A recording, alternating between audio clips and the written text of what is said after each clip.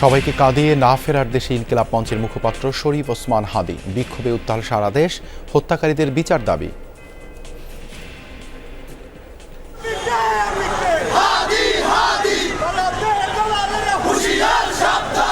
ওসমান হাদিকে যারা খুন করে ভারতে পালিয়েছে তাদেরকে ফেরত দিতে হবে। হাদির খুনিদের বাংলাদেশের জনগণের কাছে হস্তান্তর না করা পর্যন্ত আমাদের এই আন্দোলন চলমান থাকবে। হাদির মৃত্যুতে প্রধান উপদেষ্টা সহ বিভিন্ন রাজনৈতিক দল ও নেতার শোক। আজ দেশে আসছে মরদেহ। জুমার নামাজের পর দেশ জুড়ে দোয়া প্রার্থনা। শনিবার রাষ্ট্রীয় শোক।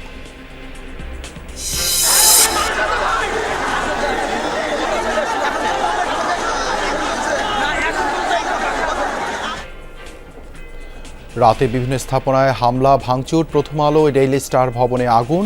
প্রায় 3 ঘন্টা পর উদ্ধার পেলেন আটকে পড়া সাংবাদিকরা।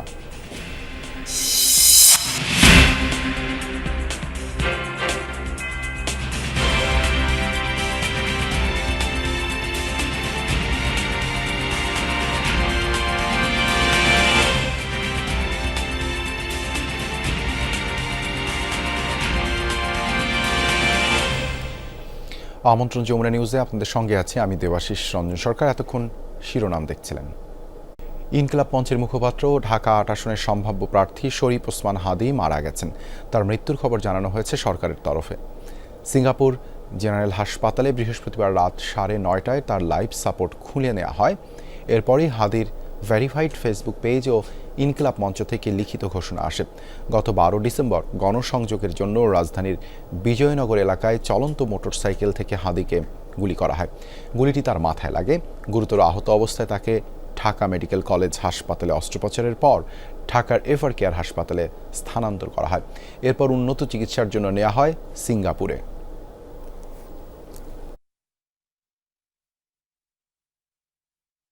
প্রাণপ্রিয় জুলাই অভ্যুত্থানের পরবর্তীতে বলিষ্ঠ কণ্ঠস্বর শরীফ ওসমান হাদি ভাইকে মহান আল্লাহ শহীদ হিসেবে কবুল করেছেন এবং সিঙ্গাপুর জেনারেল হসপিটাল থেকে আমরা জানতে পেরেছি যে হাদি ভাই আমাদের সবাইকে ছেড়ে পরবারে চলে গিয়েছেন এবং আল্লাহ তাকে শহীদ হিসেবে কবুল করুক। এবং আপনারা সবাই এই অভ্যুত্থানের পক্ষের শক্তি যারা আছেন সবাই উদাত্ত আহ্বান জানাচ্ছি, আপনারা সবাই ঐক্যবদ্ধভাবে এই বাংলাদেশের পক্ষে থাকেন এবং তার পরিবারের পাশে থাকেন।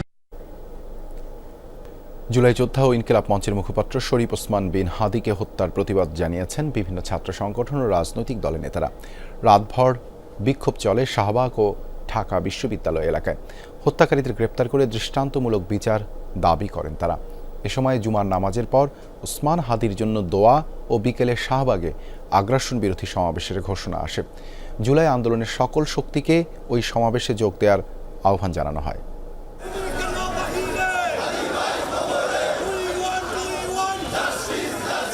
জুলাই যোদ্ধা শরীফ ওসমান হাদি মারা গেছেন। এই খবরের সাথে সাথে প্রতিবাদ আর বিক্ষোভে উত্তাল হয়ে ওঠে ঢাকা বিশ্ববিদ্যালয় ও শাহবাগ এলাকা।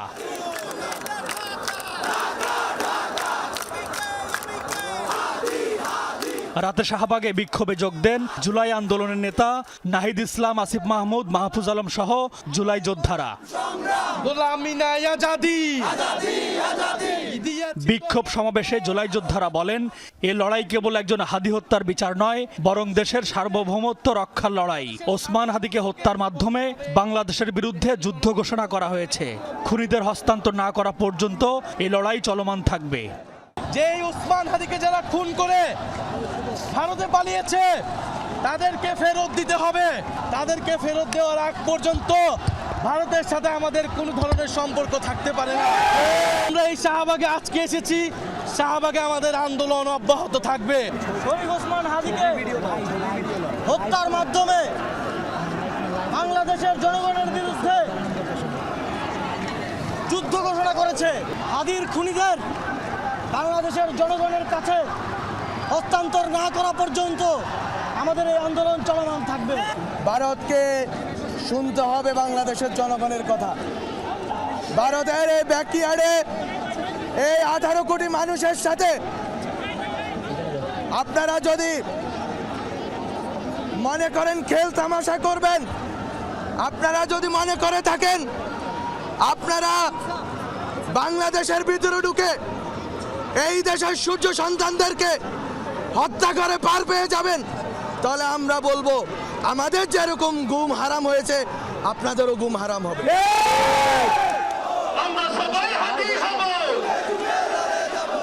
বিক্ষোভ সমাবেশে ডাকসু ভিপি সাদিক কায়েম বলেন, আওয়ামী লীগ দেশের স্বাধীনতা ও সার্বভৌমত্বের জন্য হুমকি, গণতান্ত্রিক প্রক্রিয়ায় তাদের প্রতিহত করা হবে। কালচারাল ফ্যাসিস্ট চক্রকে রাজনৈতিকভাবে এবং সামাজিকভাবে বয়কট করতে হবে। আজকের শহীদ হাদি সত্তর থেকে আমরা সবাই শপথবদ্ধ হচ্ছি, শহীদ হাদির রক্তের কসম, শহীদ হাদিকে যারা হত্যাযজ্ঞ করেছে বাংলাদেশে আমরা তাদের রাজনীতি করতে দেব না।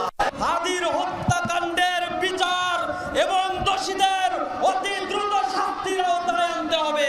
দোয়া অনুষ্ঠান শেষে আমরা বাংলাদেশের প্রতিটি মসজিদ থেকে শহীদ শরীফ ওসমান হাদি হত্যাকারীদের বিচার নিশ্চিত করার জন্য আমরা বিক্ষোভ মিছিল করব। এদিকে হত্যার প্রতিবাদে ঢাকা বিশ্ববিদ্যালয়ে বিক্ষোভ করে ছাত্রদল। অবিলম্বে খুনিদের গ্রেফতার করে বিচারের দাবি জানান নেতারা।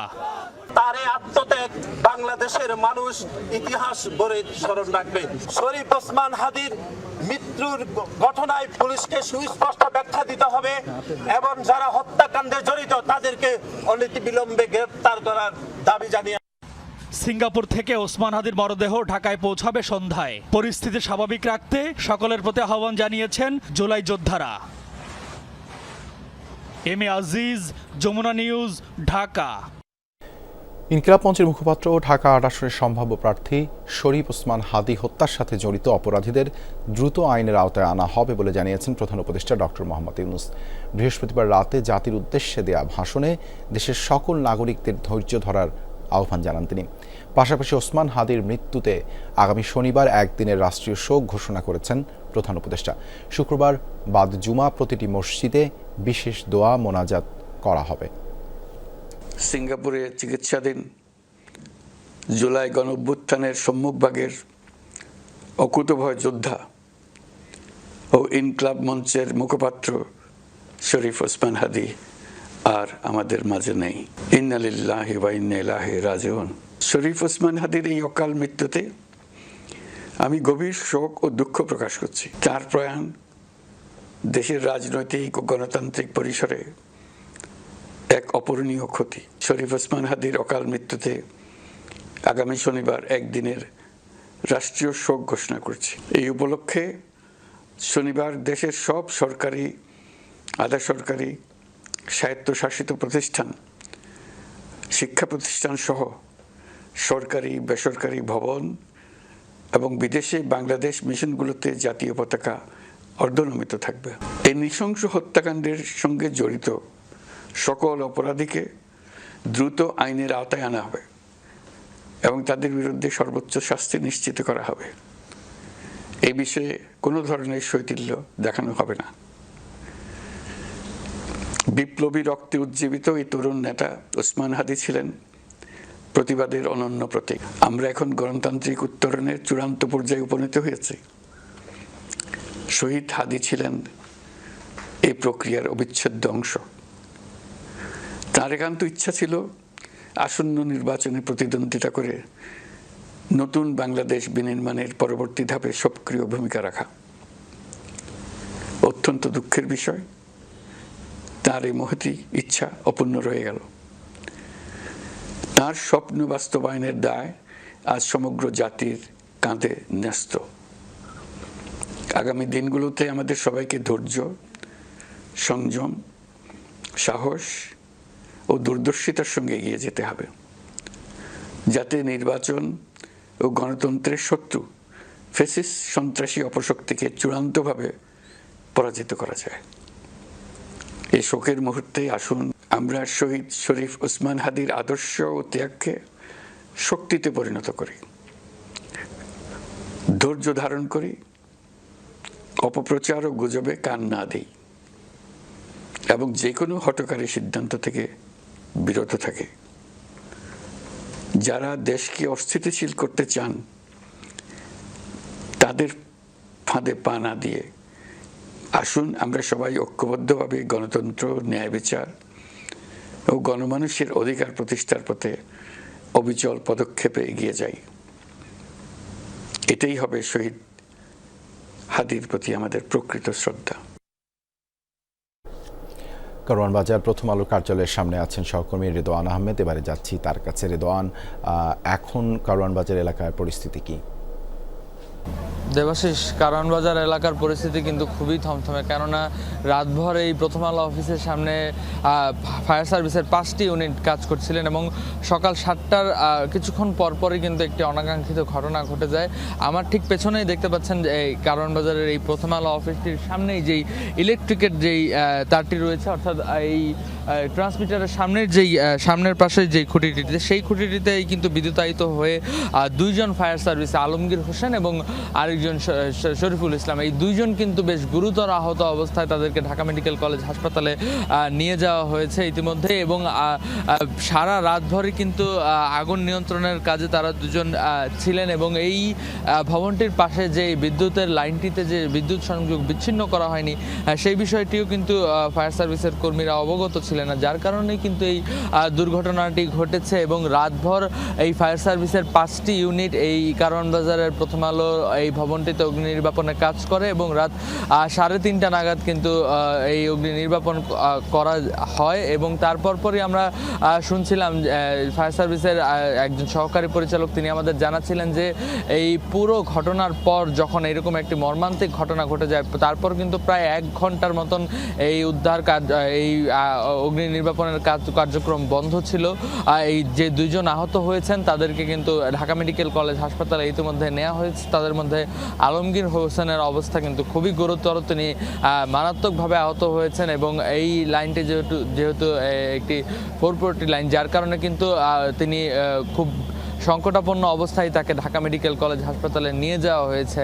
আমরা রাতভরই দেখছিলাম যে মূলত রাত 11:30টার পর থেকেই কিন্তু এই প্রথম আলোর ভবনটিতে হামলা চালানো হয় এবং হামলার পরপরই কিন্তু সেখানে অগ্নিসংযোগ করেন হামলাকারীরা এবং মূলত প্রথমা প্রকাশনের নিচে যে লাইব্রেরি ছিল, সেই লাইব্রেরিতে প্রথমে তারা হামলা করে এবং তারপরে দ্বিতীয় তলায় তারা উঠে যায় এবং উঠে যেয়েই কিন্তু পুরা কাচ বেষ্টিত এই ভবনটির প্রতিটি কাচ তারা ভেঙে ফেলে এবং ভেঙে উপর থেকে বই পুস্তক সহ বিভিন্ন নথিপত্র তারা ছুঁড়ে বাইরের দিকে ফেলতে থাকে এবং তারপরে কিন্তু আসবাবপত্রও বাইরের দিকে ছুঁড়ে ফেলতে থাকে। প্রথমে তারা এই সব কিছু বাইরে রাস্তায় ছুঁড়ে ফেলে সেখানে প্রথমত অগ্নিসংযোগ করে এবং তারপরই কিন্তু এই ভবনের ভেতরে অগ্নিসংযোগ করে এবং তৎক্ষণাৎ সে অগ্নিকাণ্ড কিন্তু পুরো ভবনে ছড়িয়ে পড়ে এবং পুরো ভবন জুড়ে অগ্নিকাণ্ডের ঘটনা ঘটে, যেমনটা আমরা জানাচ্ছিলাম সারা রাতভর। এবং তারপরেই কিন্তু সেই হামলাকারীরা এই প্রথম আলোর ভবন থেকে সরে ঠিক রাস্তার অপর প্রান্তে যে ডেইলি স্টারের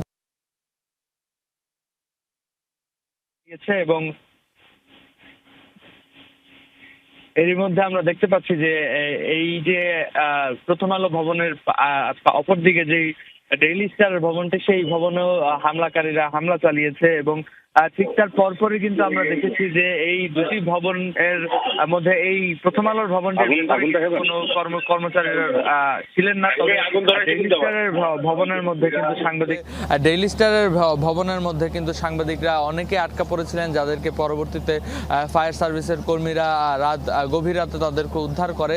এবং এই প্রথম আলো ভবনটিতে আমরা দেখতে পাচ্ছি যে এখন পর্যন্ত প্রায় ঘণ্টাখানিক সেই ফায়ার সার্ভিসের 2জন কর্মী আহত হওয়ার পরে কিন্তু ঘণ্টাখানিক উদ্ধার কার্যক্রম বন্ধ ছিল, অর্থাৎ অগ্নি নির্বাপনের কাজ বন্ধ ছিল এবং তারপর কিছুক্ষণ আগেই কিন্তু সেটি আবার পুনরায় শুরু হয় এবং অগ্নি নির্বাপনের যে কাজ সেটি কিন্তু এখন পর্যন্ত চলমান রয়েছে। আমরা দেখতে পাচ্ছি যে আগুন পুরোপুরি নিয়ন্ত্রণে এসেছে 3:45 মিনিটে, কিন্তু তারপরও কিন্তু এখন পর্যন্ত ধোঁয়া, যে কালো ধোঁয়া নির্গমন হচ্ছে ভেতর থেকে, যেহেতু ভেতরের বিভিন্ন সরঞ্জাম সহ অফিসের যন্ত্রপাতি থেকে শুরু করে কাগজ নথি সবকিছুই কিন্তু একেবারে ধ্বংসস্তূপে পরিণত হয়েছে প্রথম আলোর এই ভবনটিতে এবং যার কারণে কিন্তু আগুন নেভাতেও বেশ বেগ পেতে হয়েছে। এছাড়াও আর অন্য আরেকটি কারণ, হামলাকারীরা যখন এই দুটি ভবনে হামলা চালাচ্ছিলেন, ফায়ার সার্ভিস কিংবা আইন শৃঙ্খলা বাহিনীর কেউই কিন্তু এই এলাকায় প্রবেশ করতে পারেনি, যার কারণে কিন্তু তাদের এই এলাকায় প্রবেশ করতেও বাধা দিয়েছে হামলাকারীরা এবং যার কারণে তাদের পৌঁছতেও বেশ ঘণ্টাখানিকের বেশি সময় লেগেছে এবং ওই সময়টুকুতেই কিন্তু আগুনের ব্যাপ্তি পুরো ভবন জুড়ে ছড়িয়ে পড়ে। তারপরেই তৎক্ষণাৎ ফায়ার সার্ভিসের দুটি টিম রাত 12টার কিছুটা পরে তারা এই ঘটনাস্থলে এসে পৌঁছায় এবং তার পরপরই কিন্তু এই ভবনটির আগুন নিয়ন্ত্রণে তারা কাজ শুরু করে। একে একে ফায়ার সার্ভিসের আরও 3টি ইউনিট যোগ হয়, অর্থাৎ মোট 5টি ইউনিটের অক্লান্ত চেষ্টার পর কিন্তু এই আগুন নিয়ন্ত্রণে আসে রাত 4টার কিছুটা আগে। এবং ঠিক আগুনটা নিয়ন্ত্রণে আসার পরপরই ফায়ার সার্ভিসের সহকারী পরিচালক আমাদের জানিয়েছেন আগুন নিয়ন্ত্রণে এসেছে এবং তারপরেই তারা বলছিলেন যে আগুন নির্বাপনের কাজ করছিলেন। ঠিক 4টার পর থেকেই তারা সকাল 7টা পর্যন্ত এই নির্বাপনের কাজগুলো করছিল এবং সারা রাত ভরেই কিন্তু তারা এই দুটি মই দিয়ে উপরে উঠে বিভিন্ন তালায় পৌঁছে তারা আগুন নেভানোর জন্য কাজ করছিলেন। সেই মইটি যখন সকালবেলা এই মইটি দিয়ে যখন তারা নিজেরাই নামতে যান, ঠিক মইটি এই ভবনের পাশে থাকা যে বিদ্যুতের তার সেটি সংস্পর্শে আসলেই তৎক্ষণাৎ আগুন ধরে যায় এবং সেই আগুন ধরে যাওয়ার ফলেই কিন্তু মই বেয়ে নামছিলেন একজন ফায়ার সার্ভিসের কর্মী, তার নাম আলমগীর। সে আলমগীর হোসেন কিন্তু তৎক্ষণাৎ সেই মই থেকে ছিটকে পড়ে যান নিচে এবং নিচে পড়ে মারাত্মকভাবে আহত হন এবং পাশাপাশি মইটি ধরেছিলেন আরও 2 জন, তারাও আহত হয়েছেন বলে আমরা জানতে পেরেছি এবং গুরুতর আহত যে 2 জন হয়েছেন তাদেরকে ইতিমধ্যেই ঢাকা মেডিকেল কলেজ হাসপাতালে নেওয়া হয়েছে এবং তাদের অবস্থাও বেশ সংকটাপন্ন বলে জানিয়েছে ফায়ার সার্ভিসের কর্মীরা। এখন পর্যন্ত আগুন নিয়ন্ত্রণে আসলেও কিন্তু নির্বাপনের যে কাজটি সেই কাজটি আবারও শুরু করেছেন ফায়ার সার্ভিসের কর্মীরা এবং তারা বলছেন যে নির্বাপনে আসলে কত সময় লাগবে সেটি কি এখনও তারা নিশ্চিতভাবে বলা যাচ্ছে না এবং নির্বাপন শেষেই তারা জানাতে পারবেন যে আসলে এই দুটি ভবনে কি পরিমাণ ক্ষয়ক্ষতি হয়েছে বা কি পরিমাণ ক্ষয়ক্ষতি তারা নিশ্চিত করতে পারছেন সেই বিস্তারিত তথ্য নিশ্চয়ই আপনাদের জানাতে পারবো। ধন্যবাদ রেদওয়ান আমাদের সাথে কাউরান বাজার থেকে যুক্ত হওয়ার জন্য। এদিকে ধানমন্ডি 32 নম্বরে আছেন সহকর্মী মশিউর অনেক, যাচ্ছি তার কাছে। অনেক, ধানমন্ডি 32-এর পরিস্থিতি এখন কেমন দেখছেন? দেবাশিস, ধানমন্ডির 32-এর পরিস্থিতি ঠিক সকালের পর থেকে বেশ কিছুটাই শান্ত ছিল। বেশ কিছুটা বললেও আসলে ব্যাপারটা বলা হবে, বেশি বলা হবে, একেবারেই শান্ত হয়ে গিয়েছিল। যারা উৎসুক জনতা ছিলেন, তাদের সঙ্গে যারা বিক্ষোভকারী ছিলেন, কেউই অবস্থান করেননি, সবাই নিজ নিজ জায়গায় ফিরে গেছেন। কিন্তু বেলা বাড়ার সাথে সাথে আমরা দেখতে পাচ্ছি আবারও কেউ কেউ ফিরে আসছেন এবং ফিরে এসে ঠিক আমার পেছনে আপনারা দেখতে পাচ্ছেন তারা আগুন ধরিয়েছেন এবং তারা স্লোগান দিচ্ছেন এবং তাদের স্লোগানের যে মূল বাক্যটি আমরা শুনতে পাচ্ছি যে তুমি কে, আমি কে, হাদি হাদি, অর্থাৎ হাদি হত্যার যেই বিচার, সেই বিচার আসলে নিশ্চিত না হওয়া পর্যন্ত তারা বাড়ি ফিরবেন না বলে জানিয়েছিলেন গতকাল রাতে এবং তারই পরিপ্রেক্ষিতে আবারও সকালবেলা থেকে তাদেরকে আমরা দেখতে পাচ্ছি তারা ধীরে ধীরে এখানে আবার একত্রিত হচ্ছেন। একটা প্রসঙ্গ একটু জানিয়ে রাখাটা প্রয়োজন, সেটা হচ্ছে যখন খুব সকালবেলা তারা চলে যাচ্ছিলেন তখন তাদেরকে আমরা জিজ্ঞেস করেছিলাম যে আপনারা চলে যাচ্ছেন কিংবা কোনো কর্মসূচি আছে কিনা। তখন তারা বলেছিলেন যে আমরা যেহেতু স্বতঃস্ফূর্তভাবে নিজের উদ্যোগে এসেছি, তাই আমাদের মধ্যে কোনো সমন্বয়ক না থাকার কারণে আমরা কোনো ধরনের কর্মসূচি বা এমন কোনো কিছু বলছি না। তবে ঠিক হাদি যে হত্যা, সে হত্যার বিচার যতদিন না হবে এবং তার যে হত্যাকারী তাকে যতদিন পর্যন্ত গ্রেফতার করা না যাবে ততদিন পর্যন্ত তারা ঘরে ফিরবেন না, তেমনটাই কিন্তু তারা বলেছিলেন। আরও একটু জানিয়ে রাখতে চাই যে ঠিক এই মুহূর্তের পরিস্থিতির কিছু অংশবিশেষ আমরা দেখতে পেয়েছিলাম যে কিছুক্ষণ আগেই কিছু জনতা এখানে এসেছিলেন, উৎসুক জনতা, তারা দেখছিলেন গতকালকে রাতের যেই এই এলাকাটিতে অর্থাৎ এই বাড়িটিতে যেই হামলা হয়েছিল এবং এই বাড়িটিতে যে অত কিছু করছিলেন জনতারা বিক্ষোভে ফেটে পড়েছিলেন, তারা তখন চলে গিয়েছিলেন এবং সাধারণ জনতার মিশেলেই আসলে বেশ কিছু মানুষ ছিলেন যারা বলছিলেন যে আমরা জুম্মার নামাজের পরে আবার একত্রিত হব। সঙ্গত কারণে জানিয়ে রাখতে চাই ঠিক আজ থেকে 1 সপ্তাহ আগে, অর্থাৎ এই যে শুক্রবার, তার ঠিক আগের শুক্রবার 12 তারিখ 12 ডিসেম্বর যে হাদির ওপরে যেই গুলি করা হয়, যারা গুলি করেন আসলে যে হত্যাকারীরা আছেন, সেই ঘটনাটা ঘটে এবং তারাও কিন্তু ঠিক 12 ঘন্টার মধ্যে দেশ থেকে পালিয়ে যায়। তা নিয়ে কিন্তু নানা ধরনের প্রশ্ন উঠেছিল এবং সবশেষ গতকালকে সন্ধ্যার ঠিক পর মুহূর্তটাতে যখন ঘোষণা করা হয় অফিসিয়ালি যে হাদি আর আমাদের মাঝে নেই, তখন আসলে বিক্ষোভে ফেটে পড়ে সমগ্র দেশ এবং সেই বিক্ষোভেরই অংশ হিসেবে জনতারা ভিড় করেন ঠিক ধানমন্ডি ৩২ নম্বরের শেখ মুজিবের বাড়ির সামনে এবং এখানে এসে তারা বিক্ষোভ করতে থাকেন। আমি একটু ছোট করে পুরো রাতের ঘটনাটা আপনার মাধ্যমে আসলে পুরো যারা দর্শক আছেন সবাইকে জানাতে চাই। 12টার কিছুটা আগ মুহূর্তে আসলে তারা এখানে আসেন এবং এসে প্রথম দিকে সবাই স্বতঃস্ফূর্তভাবে বাড়িতে উঠে যান এবং ঠিক এই মুহূর্তে যেমনটা দেখতে পাচ্ছেন নিজ উদ্যোগে কেউ হয়তোবা লাথি মেরে কিংবা কেউ হয়তোবা ইট হাতে নিয়ে বাড়ি দিয়ে হয়তোবা ভাঙার চেষ্টা করছেন দেয়াল। ঠিক সেভাবেই তারা রাতের বেলা স্বতঃস্ফূর্তভাবে সবাই বাড়িতে উঠে যান এবং তারা বিভিন্ন যে সমস্ত কার্নিশ দেয়াল সেগুলো ভাঙতে থাকেন এবং একটা পর্যায়ে গিয়ে তারা সিদ্ধান্ত নেন যে তারা বুলডোজার আনবেন এবং হাদি বাংলাদেশে অর্থাৎ হাদির যে মৃতদেহ তা বাংলাদেশে আসার আগেই তারা গুড়িয়ে দিতে চান এই ভবনটিকে এবং এইটিকে একটি প্রতীকী হিসেবে তারা দেখাতে চান। তারা চান যাতে করে যারা শক্তি আছেন, ফ্যাসিবাদী শক্তি আছেন, যারা হচ্ছে এই জুলাই আগস্টের আন্দোলনের বিরুদ্ধে যারা সোচ্চার এখন পর্যন্ত, তাদের কাছে একটা বার্তা দেওয়ার জন্য যে ঠিক এইভাবেই গুড়িয়ে ফেলা হবে তাদের যে স্তম্ভ তার সবকিছুই।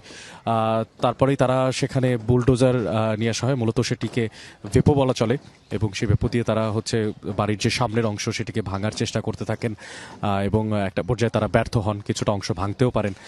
পরবর্তীতে তারা সেই ভেপোটাকে পাঠিয়ে দেন এবং তারা নিজের আবারও ঠিক শুরুর সময়টাতে যেমনভাবে স্বতঃস্ফূর্তভাবে তারা বাড়িতে উঠে গিয়েছিলেন, নিজেদের মতো করে ভাঙছিলেন বাড়ি, ঠিক সেভাবে তারা আবারও ঠিক বাড়িটাতে তারা তাদের মতো করে আসলে ভাঙতে থাকেন।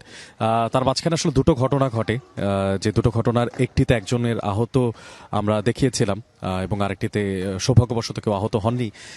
সেই প্রথম ঘটনার প্রেক্ষাপটটা যদি একটু বলি, ঠিক ভবনটির পেছনের দিকের বাম পাশটিতে কার্নিশের ওপরে উঠে কয়েকজন মিলে চেষ্টা করছিলেন আসলে বাড়ির যে পিলার সেটিকে ভেঙে ফেলতে এবং একটা পর্যায়ে তারা সেটাতে সমর্থ হওয়ার পরে আসলে কিছুক্ষণের মধ্যেই 2 থেকে 3 মিনিটের মধ্যে আসলে সেই স্তম্ভটা, সেই স্থানটা আসলে ভেঙে নিচে পড়ে যান এবং একজন সৌভাগ্যবশত সরাসরি যেই ধ্বংসাবশেষ তার নিচে পড়েননি, তিনি আসলে আহত হন। এরপরের যে ঘটনা সেখানেও আসলে তেমন কেউ আহত হননি। এরপরে সকাল থেকে আসলে সবকিছু বেশ নীরব ছিল, কিন্তু এখন আমরা আবার দেখতে পাচ্ছি যারা বিক্ষুব্ধ জনতা আছেন তারা আসছেন, তারা এসে তাদের ভাঙচুর চালিয়ে যাচ্ছেন। তো এই ছিল দেবাশিস এখন পর্যন্ত ধানমন্ডি ৩২ নম্বরের শেখ মুজিবের যে বাসভবন, সেই বাসভবন থেকে সবশেষ খবরাখবর।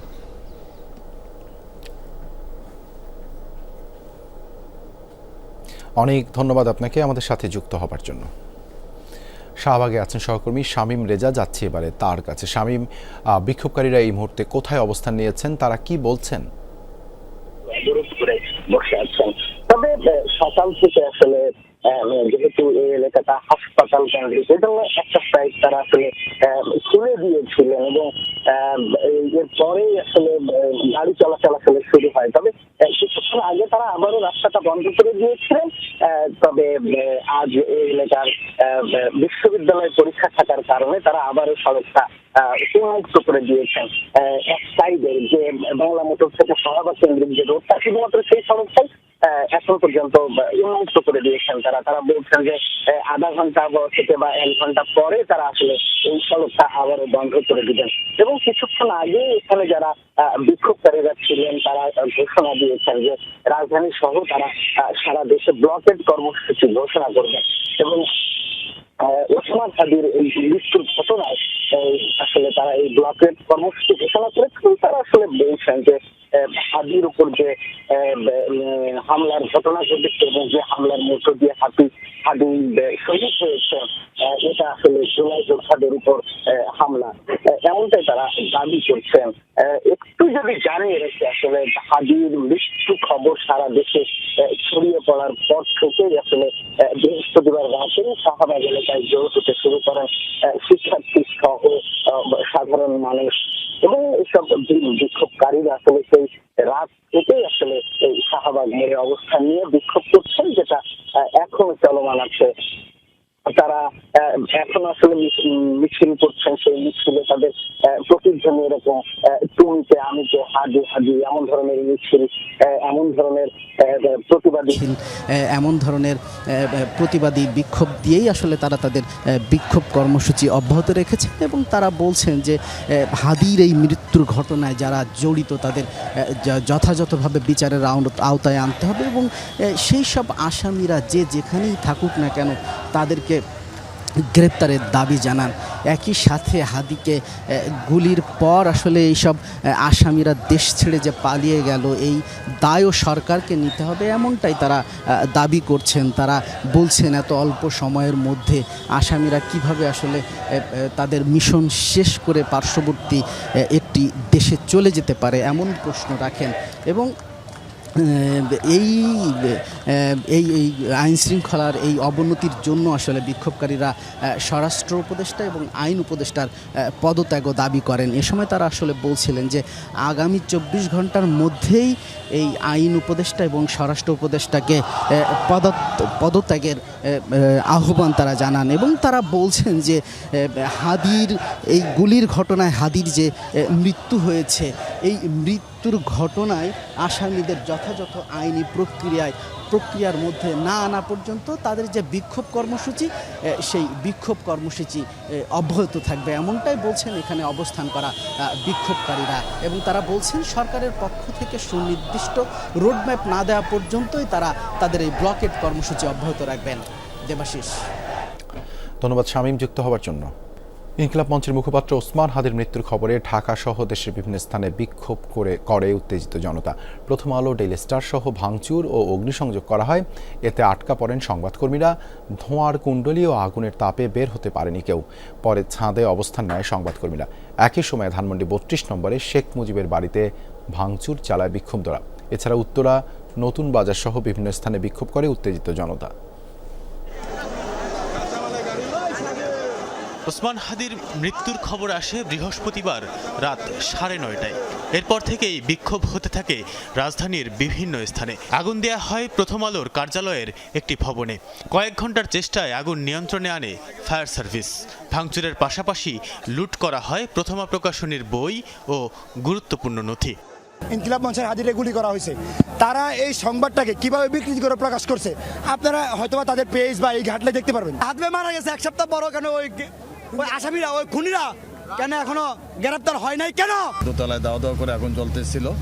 আমাদের প্রথম 2টা ইউনিট আসে, পরবর্তীতে আরও 2টা ইউনিট এসে দোতলার যে আগুনটা ছিল এবং নিচতলার যে আগুনটা ছিল সেটা আমরা নির্বাপন, আগুনের যে ফ্লেমটা ছিল ফ্লেমটাকে নির্বাপন করে ফেলি। রাত 12টার দিকে বিক্ষোভকারীরা আগুন দেয় ডেইলি স্টার কার্যালয়ে।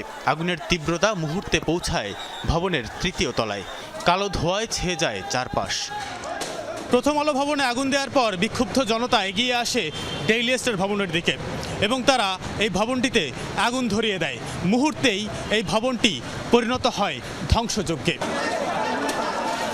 এ সময় ভেতরে অবস্থান করছিলেন সংবাদকর্মীরা। আগুনের উত্তাপ ও ধোঁয়ার তীব্রতায় বের হওয়ার সুযোগ পাননি তারা। সামাজিক যোগাযোগ মাধ্যমেও নিজেদের অসহায়ত্বের কথা জানাচ্ছিলেন কেউ কেউ। প্রায় ঘণ্টাখানেক পর পৌঁছায় ফায়ার সার্ভিস।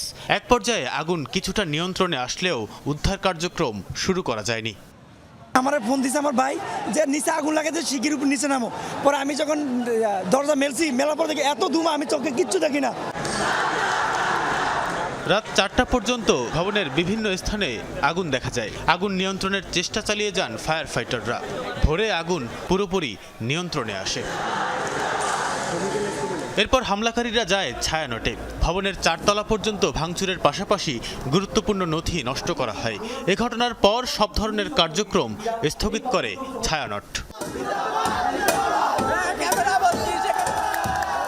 নিস্তার পায়নি ধানমন্ডির 32 নম্বরের শেখ মুজিবুর রহমানের বাড়ির ভগ্নাবশেষ। হাতুড়ি, রড দিয়ে যে যেভাবে পেরেছে ভেঙেছে সবটা। পরে এক্সকাভেটর নিয়ে আসা হয় ভবন ভাঙতে। এছাড়াও বিক্ষোভ হয়েছে নতুন বাজার, উত্তরা সহ রাজধানীর বিভিন্ন স্থানে। তানভীর সিদ্দিক, টিপু, যমুনা নিউজ, ঢাকা। প্রথম আলোর কার্যালয়ে বিক্ষুব্ধ ছাত্র জনতার দেয়া আগুন নেভানোর সময় বিদ্যুতায়িত হয়ে গুরুতর আহত হয়েছেন দুজন ফায়ার ফাইটার। তাদের প্রাথমিকভাবে ঢাকা মেডিকেল কলেজ হাসপাতালে নেওয়া হয়েছে। আহত একজনের অবস্থা আশঙ্কাজনক। বৃহস্পতিবার রাতে ইনকিলাব মঞ্চের মুখপাত্র শরীফ ওসমান হাদির মৃত্যুর খবরে বিক্ষোভে ফেটে পড়েন ছাত্র জনতা। এরই সূত্র ধরে রাতেই বিক্ষুব্ধ ছাত্র জনতা জড়ো হয় প্রথম আলো ও ডেইলি স্টারের কার্যালয়ে, করে ভাঙচুর ও অগ্নিসংযোগ। সেই আগুন নেভানোর সময় ভোরে দুই ফায়ার ফাইটার বিদ্যুতায়িত হন।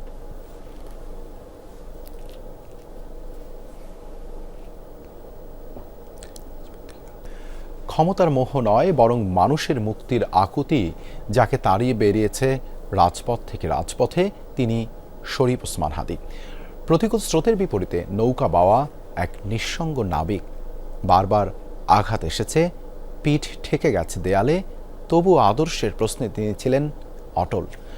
পরিবারের মায়া, ব্যক্তিগত সুখ সবকিছুকে তুচ্ছ করে যিনি তুফানের মুখে বুক পেতে দিয়েছেন। কেমন ছিল সেই দীর্ঘ সংগ্রামের দিনগুলো, আর কিভাবেই বা তিনি হয়ে উঠলেন সময়ের সাহসী কণ্ঠস্বর। আমি হাম্বি, আমি ছায়ানট, আমি হিন্দল, আমি চলচঞ্চল টমকি চমকি, পথ যেতে যেতে চকিতে চমকি, তিন্দল, আমি চপলা চপল হিন্দল, আমি তাই করি ভাই যখন চাহে মন যা, করি শত্রুর সাথে গলাগলি, তাই মৃত্যুর সাথে পাঞ্জা, আমি উন্মাদ, আমি ঝঞ্ঝা, আমি ভিতিয়ে ধরিত্রীর বলবীর চির উন্নত মানুষের। ছাত্র আন্দোলন থেকে শুরু করে রাজপথের আপোষহীন নেতৃত্ব, তার এই সংক্ষিপ্ত কিন্তু প্রভাবশালী জীবনের গল্প এখন সবার মুখে মুখে। 1993 সালে ঝালকাঠি জেলার নলছিটি উপজেলায় জন্ম শরীফ ওসমান হাদির। বাবা ছিলেন স্থানীয় মাদ্রাসার শিক্ষক ও ইমাম। 6 ভাই বোনের মধ্যে হাদি সবার ছোট। পড়াশোনার হাতেখড়ি নলছিটির একটি মাদ্রাসায়। এরপর ঝালকাঠি NS কামিল মাদ্রাসা থেকে আলিম শেষ করে ঢাকা বিশ্ববিদ্যালয়ের রাষ্ট্রবিজ্ঞান বিভাগে ভর্তি হন। সেখান থেকেই স্নাতক ও স্নাতকোত্তর। রাজনীতিতে পুরোপুরি সক্রিয় হওয়ার আগে তিনি শিক্ষকতা এবং লেখালেখির সাথে যুক্ত ছিলেন। 2024 সালের জুলাই আগস্টের ছাত্র জনতার গণঅভ্যুত্থানে অত্যন্ত সক্রিয় ভূমিকা ওসমান হাদির। রাজধানীর রামপুরা এলাকায় আন্দোলনের সমন্বয়ক হিসেবে ছিলেন সম্মুখ সারিতে। অভ্যুত্থান পরবর্তী সময়ে বিপ্লবের চেতনা ধরে রাখা, আধিপত্যবাদ ও ফ্যাসিবাদ প্রতিরোধের লক্ষ্য নিয়ে 2024 সালের 13 আগস্ট তিনি গড়ে তোলেন ইনকিলাব মঞ্চ নামক রাজনৈতিক সাংস্কৃতিক প্ল্যাটফর্মটি। ইনসাফ ভিত্তিক রাষ্ট্র গঠনের দাবিতে সবসময় সরব ছিলেন ওসমান হাদি। ত্রয়োদশ জাতীয় সংসদ নির্বাচনে তিনি ঢাকা 8 আসন থেকে স্বতন্ত্র প্রার্থী হিসেবে প্রতিদ্বন্দ্বিতার ঘোষণা দিয়েছিলেন। তিনি ইনকিলাব মঞ্চকে কেবল একটি প্রতিবাদী দল হিসেবে নয়, বরং একটি থিঙ্ক ট্যাঙ্ক হিসেবে গড়ে তুলতে চেয়েছিলেন। বিশ্বাস করতেন ফ্যাসিবাদের পতন ঘটলেই মুক্তি আসবে না, বরং প্রাতিষ্ঠানিক সংস্কার ও ইনসাফ কায়েম না হওয়া পর্যন্ত লড়াই চলবে। হাদি মনে করতেন রাজনৈতিক পরিবর্তনের আগে সাংস্কৃতিক পরিবর্তন জরুরি। দেশপ্রেমমূলক গান, কবিতা ও পথনাটকের মাধ্যমে উদ্বুদ্ধ করছিলেন তরুণ সমাজকে। 5 আগস্টের পর আন্দোলনের শহীদ ও আহতদের পরিবারের পুনর্বাসন এবং বিচার নিশ্চিত করতে তিনি ইনকিলাব মার্চ ও জেলাভিত্তিক গণসংযোগ কর্মসূচি পরিচালনা করেন। তিনি ছাত্র জনতার মাঝে দলীয় বিভাজন দূর করে একটি ঐক্যবদ্ধ বাংলাদেশ গড়ার স্বপ্ন দেখতেন। তার মৃত্যুতে ডান, বাম ও মধ্যমপন্থী সব ঘরানার রাজনৈতিক মহলে শোকের সৃষ্টি হওয়া তার সার্বজনীন গ্রহণযোগ্যতারই প্রমাণ। 12 ডিসেম্বর শুক্রবার জুমার নামাজের পর বিজয়নগর বক্স কালভার্ট এলাকায় নির্বাচনী প্রচারণা চালাচ্ছিলেন ওসমান হাদি। দুপুর 2:25 দিকে মোটরসাইকেলে আসা দুর্বৃত্তরা চলন্ত রিকশায় থাকা হাদিকে লক্ষ্য করে খুব কাছ থেকে গুলি করে। একটি গুলি তার ডান কানের পাশ দিয়ে ঢুকে মাথার বাম কান দিয়ে বেরিয়ে যায়। তাৎক্ষণিকভাবে তাকে ঢাকা মেডিকেল কলেজ হাসপাতালে নেওয়া হয় এবং লাইফ সাপোর্টে রাখা হয়। পরে উন্নত চিকিৎসার জন্য সিঙ্গাপুরে নেওয়া হলেও বাঁচানো গেল না ওসমান হাদিকে। আখলাকুস সাফা, যমুনা নিউজ, ঢাকা। ওসমান হাদির মৃত্যুর খবরে সারা দেশে বিক্ষোভ মিছিল হয়েছে। চট্টগ্রামে পুড়িয়ে দেওয়া হয়েছে সাবেক 2 মন্ত্রীর বাড়ি। রাজশাহীতে গুড়িয়ে দেওয়া হয়েছে কার্যক্রম নিষিদ্ধ আওয়ামী লীগের অফিস। দেশের বিভিন্ন স্থানে ছড়িয়ে পড়ে ক্ষোভের অনল। বিক্ষোভকারীরা বলছেন শহীদ ওসমান হাদির হত্যাকারীদের দ্রুত বিচারের আওতায় আনতে হবে। ওসমান হাদির মৃত্যুর খবর ছড়িয়ে পড়তে গভীর রাতে রাস্তায় নেমে আসে বিক্ষোভকারীরা।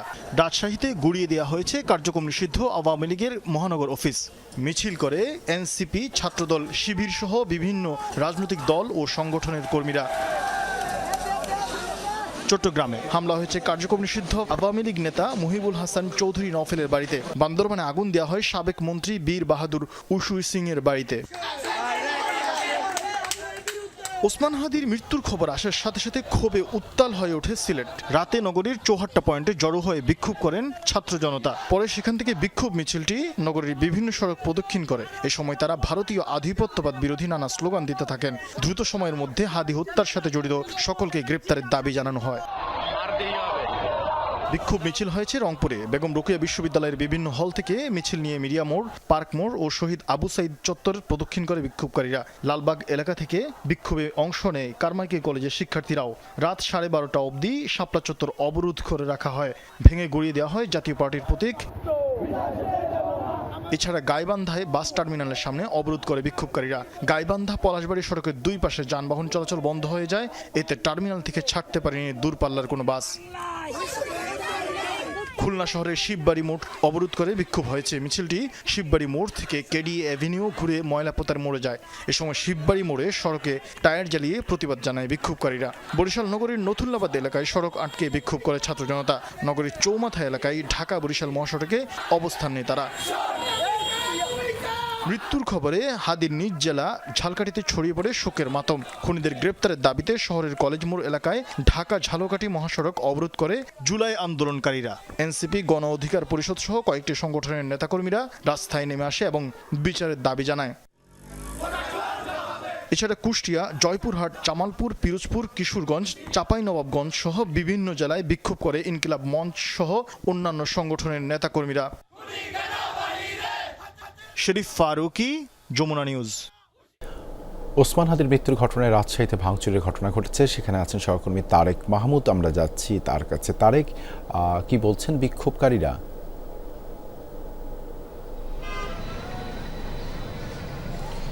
দেবাশিস, রাত 11টা থেকে কিন্তু বিক্ষোভকারীরা রাজশাহীর যে সাহেববাজার 0 পয়েন্ট রয়েছিল সেখানে কিন্তু সকলে আসে এবং সেখান থেকে বিভিন্ন সড়ক প্রদক্ষিণ করে তারা রাজশাহী মহানগর আওয়ামী লীগের যে অফিসটি ছিল এর আগে কিন্তু ভাঙা হয়। এই অফিসটি ভাঙার পরেও আমরা দেখেছিলাম যে এই অবশিষ্ট যে অফিসটি ছিল পুরোটাই কিন্তু ঘুরিয়ে দেওয়া হয়েছে এবং আন্দোলনকারীরা বলছেন যে আওয়ামী লীগের যারা দোষর রয়েছে, আওয়ামী লীগের যে যেখান থেকে যে কার্যক্রমগুলো করা হয়েছে সব কিছুই তারা একদমই মাটির সাথে গুঁড়িয়ে দেবেন, তেমনটি গতকালকে বলেছেন। এবং রাতে কিন্তু আমরা দেখেছিলাম রাত 11টার পরে যখন সাহেববাজার 0 পয়েন্টে রাজশাহী বিশ্ববিদ্যালয়ের জিএস সাবেক সমন্বয়ক সালাউদ্দিন আম্মার তিনি ঘোষণা দিয়েছিলেন যে বিক্ষোভ শেষ করেই কিন্তু এই আওয়ামী লীগের যে অফিসটি রয়েছে এই আওয়ামী লীগের অফিসটি সেটি একদমই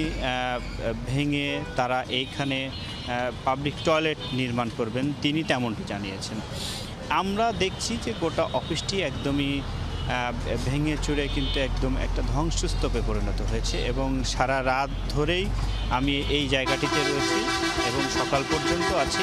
এই এখন পর্যন্ত দেখতে পাচ্ছি যে যারা সাধারণ মানুষজন রয়েছে সকলেই এখানে এসে এখানকার ইট রড সেগুলো কিন্তু খুলে খুলে নিয়ে যাচ্ছেন এবং যারা আন্দোলনকারী রয়েছেন তারা যেমনটি বলছেন যে এই যে হত্যাকাণ্ডের যে বিচার সেটি বাংলার মাটিতে করতে হবে এবং যারা যারা জড়িত দ্রুত তাদেরকে আইনের আওতায় আনতে হবে এবং তাদের বিচার নিশ্চিত করতে হবে। তাদের বিচার নিশ্চিত না করা হলে রাজশাহীতে আন্দোলনকারীরা বৃহত্তর আন্দোলন সেটি কিন্তু গড়ে তুলবেন। দেবাশিস, ধন্যবাদ তারেক যুক্ত হবার জন্য। দেশে ফেরার জন্য ট্রাভেল পাসের আবেদন করেছেন বিএনপির ভারপ্রাপ্ত চেয়ারম্যান তারেক রহমান। নিজ স্বজনদের জন্য বিমান বাংলাদেশ এয়ারলাইন্সের 6টি টিকিট কিনেছেন। সবকিছু ঠিক থাকলে 25 ডিসেম্বর বেলা 12টার দিকে পৌঁছাবেন ঢাকার হযরত শাহজালাল আন্তর্জাতিক বিমানবন্দরে। উন্নত চিকিৎসা নিতে বিএনপির ভারপ্রাপ্ত চেয়ারম্যান তারেক রহমান লন্ডনে যান 2008 সালে। 17 বছর 3 মাস পর দেশে ফিরছেন তিনি। তবে পাসপোর্ট না থাকায় দেশে ফিরতে দরকার হবে ট্রাভেল পাস। পররাষ্ট্র উপদেষ্টা বৃহস্পতিবার জানান, লন্ডনে বাংলাদেশ হাইকমিশনে ট্রাভেল পাসের আবেদন করেছেন তিনি। দেশে ফেরার প্রায় সকল প্রস্তুতি সেরে ফেলেছেন তারেক রহমান। 24 ডিসেম্বর ঢাকাগামী নিয়মিত ফ্লাইট BG202-তে দেশে ফিরবেন তিনি। এজন্য বিমান বাংলাদেশ এয়ারলাইন্সে নিজ স্বজনদের জন্য 6টি টিকিট কেটেছেন বিএনপির শীর্ষ নেতা। 25 ডিসেম্বর বেলা 11টা 50 ফ্লাইটটি ঢাকায় পৌঁছানোর কথা রয়েছে। বিএনপির পক্ষ থেকে জানানো হয়, ঢাকায় তারেক রহমানের অভ্যর্থনা ও নিরাপত্তার ব্যবস্থা নিয়েছে তার দল। M A Aziz, Jamuna news, Dhaka. ভারতের ভূখণ্ডে ক্ষমতাচ্যুত প্রধানমন্ত্রী শেখ হাসিনা বা বাংলাদেশি কোনো রাজনৈতিক নেতার কর্মকাণ্ডে সহায়তা করছে না দিল্লি সরকার। কংগ্রেস আইন প্রণেতা শশী থারুরের নেতৃত্বে প্রকাশিত এক প্রতিবেদনে এমন দাবি করেছে দেশটির পার্লামেন্টের একটি স্থায়ী কমিটি। এতে বলা হয়, ব্যক্তিগত যোগাযোগ ব্যবস্থার মাধ্যমেই বক্তব্য দিচ্ছেন শেখ হাসিনা। এর সাথে ভারতের কোনো সংযোগ নেই। বাংলাদেশে চলমান রাজনৈতিক পরিস্থিতি 1971 সালের মুক্তিযুদ্ধের পর থেকে ভারতের জন্য সবচেয়ে বড় কৌশলগত চ্যালেঞ্জে পরিণত হচ্ছে বলেও উল্লেখ করা হয় প্রতিবেদনে। হাসিনা ক্ষমতাচ্যুতির পর বাংলাদেশে ইসলামপন্থী শক্তির পুনরাবির্ভাব ও যুব নেতৃত্বাধীন জাতীয়তাবাদের উত্থান ঘটেছে বলেও দাবি করা হয়। এতে একই সাথে এদেশের উপর দ্রুত চীন ও পাকিস্তানের প্রভাব বাড়ায় দিল্লির উপর চাপ বাড়ছে বলেও মন্তব্য করা হয়। উত্তর ইতালির আল্পস পর্বতমালার গায়ে মিলেছে কোটি কোটি বছর আগের ডাইনোসরের পদচিহ্নের সন্ধান। বিশেষজ্ঞদের ধারণা 20 কোটি বছরেরও বেশি সময় আগে সেখানে ছিল বিশালদেহী ডাইনোসর প্লেটিওসারাসের অবাধ বিচরণ। তবে তখন অঞ্চলটি ছিল সমুদ্রবেষ্টিত ও কাদায় ঘেরা সমতল ভূমি। সময়ের সাথে সাথে সাগরের পানি শুকিয়ে তার রূপ নেয় পর্বতে, আর তাই শক্ত পাথরের বুকেই খুঁজে পাওয়া যায় আদিম এই প্রাকৃতিক নিদর্শন। পর্বতের শক্ত পাথরের গায়ে হাজার হাজার বিশাল আকারের পায়ের ছাপ। উত্তর ইতালির আল্পস পর্বতমালার দৃশ্য এটি। সমুদ্রপৃষ্ঠ থেকে 2000 মিটারেরও বেশি উচ্চতায় পাওয়া গেছে কয়েকশো মিলিয়ন বছর আগের এসব নিদর্শন। গবেষকরা বলছেন, ট্রায়াসিক যুগের ডাইনোসরদের পদচিহ্ন এগুলো। সম্প্রতি স্টেলভিও ন্যাশনাল পার্কে এসব পদাঙ্কের সন্ধান পান জীবাশ্মবিদরা। প্রায় 5 কিলোমিটার এলাকা জুড়ে ছড়িয়ে ছিটিয়ে আছে পায়ের ছাপগুলো। নখরের চিহ্নযুক্ত কিছু পদরেখা প্রায় 40 সেন্টিমিটার চওড়া। বিশেষজ্ঞদের ধারণা, 200 মিলিয়ন বছরেরও বেশি সময় আগে সম্ভবত দীর্ঘ গলা বিশিষ্ট বিশালদেহী তৃণভোজী ডায়নোসর প্লেটিওসরাসের দল রেখে গেছে এসব ছাপ। তখন জায়গাটি ছিল উষ্ণ জলাশয়যুক্ত এক অঞ্চল, যেখানে সমুদ্র তীর ঘেঁষে ছিল ডায়নোসরদের অবাধ বিচরণ। সে সময় তারা কাদায় এঁকে দিত নিজেদের পদচিহ্ন। পরবর্তীতে ধীরে ধীরে আফ্রিকান টেকটনিক প্লেট উত্তরের দিকে সরে যেতে থাকলে শুকিয়ে যায় টেথিস মহাসাগর। এরপর সমুদ্রতলের শিলাস্তর ভাঁজ হয়ে গড়ে ওঠে এই আল্পস পর্বতমালা। গত সেপ্টেম্বরে হরিণ ও শকুনের ছবি তোলার সময় খাড়া শিলার উপর ছাপগুলো প্রথমবারের মতো নজরে আসে এক বন্যপ্রাণী আলোকচিত্রীর। এরপর থেকে গবেষকদের আগ্রহের কেন্দ্রবিন্দুতে রয়েছে প্রাগৈতিহাসিক এ চিহ্নগুলো। রেজবানা সাইমা, যমুনা নিউজ।